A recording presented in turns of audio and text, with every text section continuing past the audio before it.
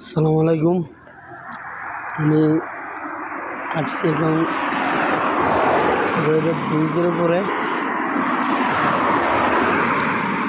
হচ্ছে bus truck পরিবহন চলাচল করার জন্য রাস্তা, ওটা হচ্ছে ট্রেন চলাচল করার জন্য রাস্তা, আর হচ্ছে এটা হচ্ছে নৌপথ চলাচলের জন্য রাস্তা। দেখেন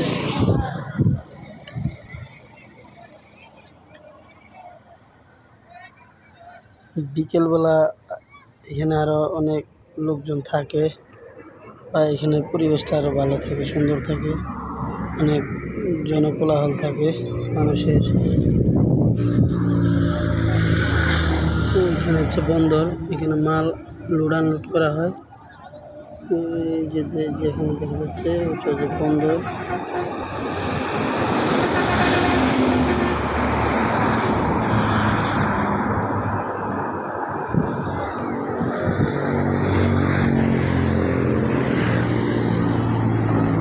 দ্বীপের মাঝখানে পানি আছে, চারোচার দিয়ে পানি, মাঝখানে বসতে পারি, লোকজন বসবাস করছে।